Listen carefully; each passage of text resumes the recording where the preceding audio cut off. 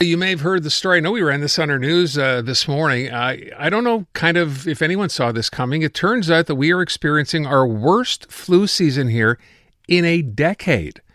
And we're not even close, it turns out, to peak flu season. There's still plenty of time to go when it's supposed to actually get worse. So to try to shed some light on this, we thought we'd try to find out more by talking to Jesse Papenburg. He is a doctor, an infectious disease specialist at the Children's, and he is on the line. Dr. Papenburg, thanks for your time this afternoon. Thanks for having me. I'm not even sure it's fair to ask you why you think this is happening. I mean, everything now, we look, so post-COVID related, we were all on guard. We were all taking, better care not to be spreading anything or trying to catch anything. Is this a matter, do you think, to some degree of letting our guard down? I don't think so. I think that what we're seeing right now is flu doing what flu does. So it's causing a lot of infections in the middle of the winter. And we're having a more intense season that we've had in recent years. But up until now, this is not anything that is, I would say, record-breaking or out of what is in keeping with influenza. And just like influenza, the seasonality, it varies a little bit from one year to the next. This season is a little bit later than often, but again, not out of keeping of what we've seen from influenza in the years past. So, but what we do see right now is that there's a lot of influenza that's causing people to present to clinics and our emergency departments with a classic influenza-like illness, meaning fever, abrupt onset of fever, sore throat, chills, feeling really tired, and often accompanied with really sore muscles. And most of these cases are not even being tested because we don't need to test all of these cases to know how to manage them when you're seeing them in a clinic. It's the patients who are at higher risk or who are sick enough to get hospitalized that require testing to help guide their management. So the numbers that we're seeing from the Institut National de Santé Publique du Québec are really in some ways just the tip of the iceberg of all the influenza that's circulating right now. Which kind of begs the question, though. I understand you're saying, this is it. We get the flu. It's winter. We shouldn't be that surprised. But, I mean, the numbers show we are seeing this at a 10-year high. Doesn't that in and of itself sort of raise an alarm bell? I think it's. I would take it as a wake-up call that we know that influenza can do this, and there are ways we can help protect ourselves, and especially I think focus on protecting our most vulnerable populations when it comes to influenza. And we know that it's the extremes of age who are at higher risk of getting a complicated influenza infection. So young children, especially those under 2 years of age, as well as our elderly population, so 65 and over, but especially those 75 plus. And we also know that chronic underlying medical conditions can increase your risk of being hospitalized due to influenza several-fold as well. And lastly, I'd like to highlight that pregnancy is also a high-risk condition for condition for getting a complicated influenza infection and requiring hospitalization.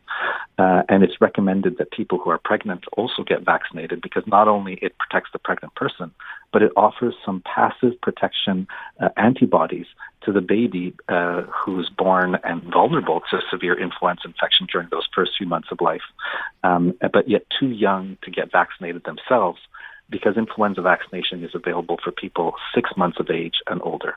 And it's free for everybody in Quebec, but we really also want to emphasize people that are high risk. It's not too late to get vaccinated and protect yourselves. Or if you're living with somebody who's high risk or take care of somebody who's high risk and you want to avoid passing on influenza to that person, we also strongly encourage these people to get vaccinated as well. So a couple of questions. When you talk about serious cases, and obviously the youngest and the oldest, this kind of thing we heard as well before, what gets you to a point where you shouldn't necessarily even have to show up to a hospital, to an emerge room, if you have these sort of conditions that you outlined? Sorry, you don't need to show up in a hospital for emergency room just because you have flu symptoms, right? I mean, you can treat this at home even if you had a vaccine by just taking over-the-counter medication, or what would you do? Yeah, so I think that, so first of all, as we were talking about, I think most important is try and prevent the disease. And we know that the vaccine this year is actually 50% effective against influenza A. So that means that some people who get vaccinated are still going to get the flu, But if you get vaccinated, you reduce your risk by half of requiring a medically attended visit due to influenza. So these are good odds. It's worthwhile, and it's not too late because there's still several weeks of influenza ahead of us. But then if you do think you might have the flu, obviously, I think that in young children, the warning signs are if they're under 3 months of age and they have a fever, they need to be assessed by a physician because this could be a serious bacterial infection, not just a viral illness. If they have certain signs of dehydration, their decreased urine output, and basically they look like a dry, wilted flower, they're just no energy. And if they have difficulty breathing or fast breathing, these are all things that should have your child evaluated at this time of year. And then for older people, oftentimes it's a complication of an underlying medical condition, so a complication of their underlying chronic lung disease or heart disease. But if you see that they're not getting better after 72 hours, they should be assessed by a physician. Most other people will not require medical attention. And if you're unsure, you can call Info Santé at 811, or you can see a pharmacist for some advice as well for symptomatic relief, and just try and avoid going to the emergency department because really we're struggling to handle the volume of cases right now. Yeah, I'm getting the sense of that you're still seeing that, right? People who shouldn't necessarily be there are showing up because they don't know what else to do. Unfortunately, people aren't well plugged in. Don't have their own family doctor, don't have a walk-in clinic that they can go to. So we encourage people to try and use the resources that are available, such as 811, which is Info Santé. Pharmacists are another option as well. Well, when you talk about it, and I was watching a report on this just the other day. So the idea being, you go to a pharmacy, you're feeling pretty lousy. Any of the things that are available basically over the counter that you don't need a prescription for are okay to treat this at the outset? They will help reduce your symptoms. Okay. They make you feel better. So if you take Advil or Tylenol when you have a fever, your fever is going to come down, and you're not going to feel like garbage as much because when you have a fever, just things don't go well. But it's not going to stop the illness from progressing and perhaps even developing a pneumonia or some other complication that will require medical attention. People that are at high risk, though, for these complications, they might want to consider seeing a physician when they have this sudden onset of fever and cough, because there are some antiviral medications that are recommended to be given early on in disease to people who have high risk of developing complications. And something called Tamiflu, for instance, is available but needs to be prescribed by a physician. Okay. Last thing I would ask with respect to, first of all, are you noticing, in people who you talk to who have come in to be treated, is there still resistance to vaccines even for the flu?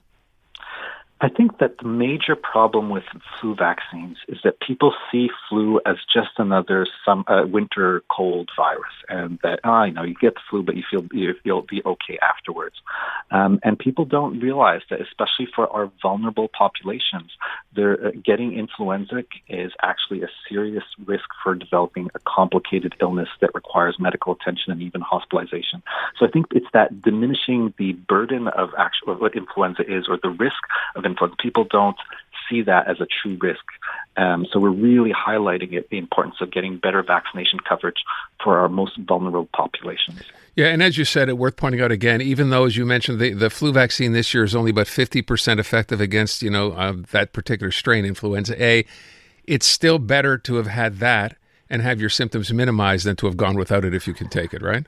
That's right. You have a 50% chance of not requiring any medical attention due to the influenza, reducing that risk by 50%. And even if you do require medical attention, we know that the vaccine diminishes the severity, so it's not going to be as bad as it could have been. Last thing, I thought I said last question. If you take nothing, you realize you're sick, you realize you've had the flu, and you just, you're going to have to basically wait it out.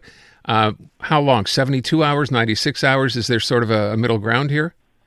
There's no fixed duration. We know that fever with influenza can last only 24 hours if you're lucky, but it can last up to 5 days or even longer sometimes in some cases. But really, once you're going beyond 72 hours, and if you're really feeling unwell, especially if you're having difficulty breathing, that's an indication to see somebody.